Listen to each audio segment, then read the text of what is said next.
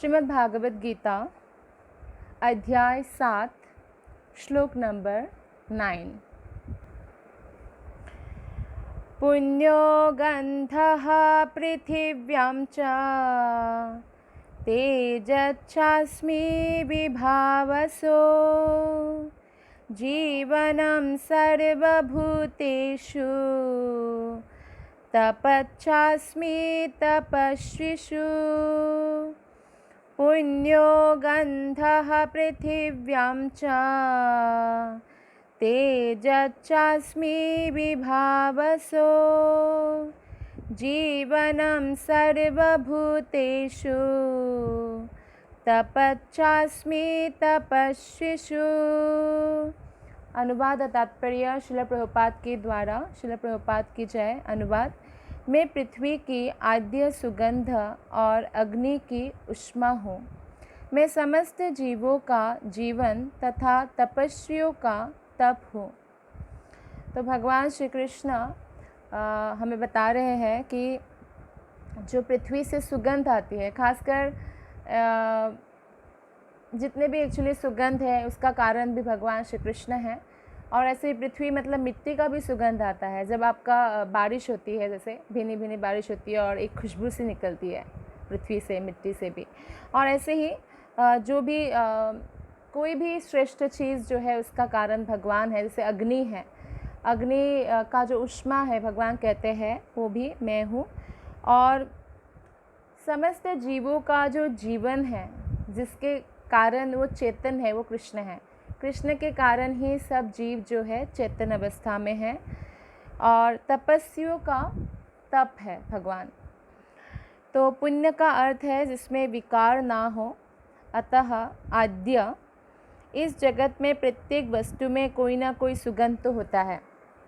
जैसे फ्लावर्स में सुगंध होता है, या जैसे आप प्रसादम पाते हैं, खाते हैं, तो उसमें भी सुगंध होता है।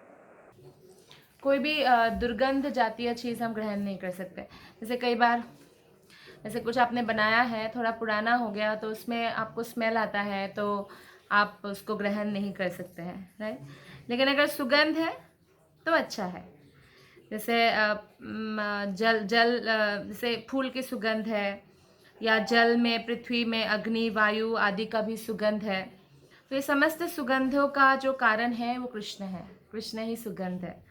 तो इसलिए कृष्ण को अनुभव करना उनके लिए आसान है, जो ये श्लोक को याद रखते हैं कि जल का स्वाद कृष्ण है, जल का सुगंध कृष्ण है, पृथ्वी का सुगंध, जितना भी सुगंध है सब कृष्ण है।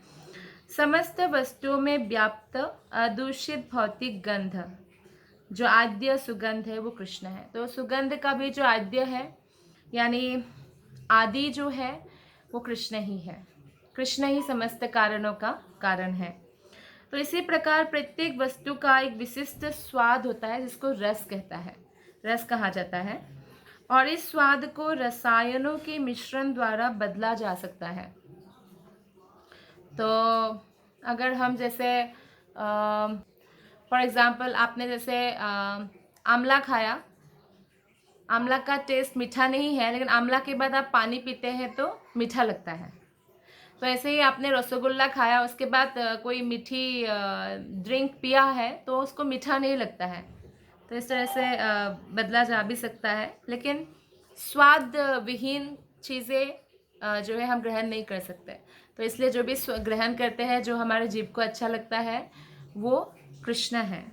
स्वाद भी कृष्ण है।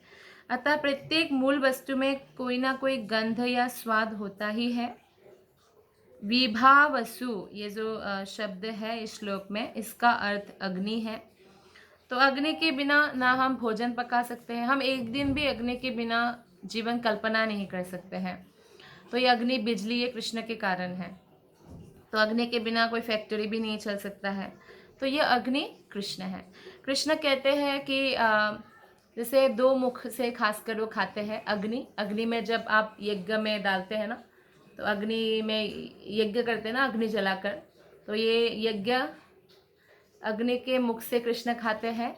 और कृष्ण के भक्तों के मुख से, ब्राह्मण के मुख से कृष्ण खाते हैं।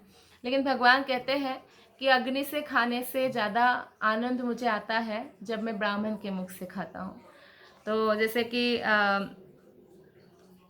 कोई भी उत्सव हम मनाते हैं, मान लीजिए हमारा कोई पर्सनल उत्सव हुआ, जन्म दिवस हुआ या मैरिज एनिवर्सरी हुआ, कोई भी प्रकार का उत्सव मनाते हैं तो उसमें हमें वैष्णव जनों को, ब्राह्मणों को आमंत्रित करना चाहिए, उनको कृष्ण प्रसादम खिलाना चाहिए। इससे कृष्ण बहुत प्रसन्न होते हैं। यहाँ तक कि हम जब भगवान के लिए भोग बनाते हैं, 56 भोग भगवान को भोग लगाते हैं, उसमें कृष्ण जितना प्रसन्न होते हैं उससे अधिक प्रसन्न होते हैं जब हम उस प्रसाद को दूसरों को परोसते हैं, दूसरों को खिलाते हैं और खुद भी ग्रहण करते हैं। वैदिक चिकित्सा के अनुसार कुपच का कारण पेट में अग्नि की मंदता है, क्योंकि जो पेट में अग्नि है वो भी कृष्ण है, जठराग्नि, वही हमारे खाना को पचाते हैं।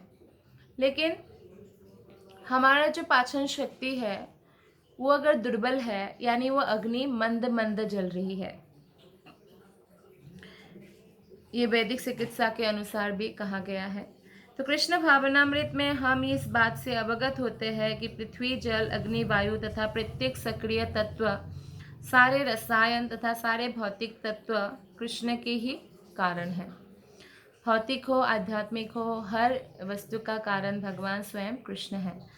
मनुष्य की आयु भी कृष्ण के कारण है। अतः कृष्ण की कृपा से ही मनुष्य अपने को दीर्घायु या अल्पजीवी बना सकता है। आप देखिए, कई लोग 100 साल, 107 साल ऐसे जीते हैं, और कई लोग जैसे 40 साल, 30 साल या 20 साल इसमें भी शरीर छोड़ देते हैं। तो इसीलिए भगवान ही इसका भी कारण है। तो भगवान की कृपा से ही कोई सालों साल जी सकता है, भगवान की कृपा से ही हर कार्य संभव होता है। अतः कृष्ण भावनामृत में प्रत्येक क्षेत्र में कृष्ण भावनामृत जो है सक्रिय रहता है। तो इसलिए हमें अपने जीवन का, अगर हमें आत्यंतिक कल्याण करना है तो हमें भगवान श्री कृष्ण का शरण ग्रहण करना चाहिए। तो यही इस श्लोक का तात्पर्य है। धन्यवाद। हरे कृष्ण।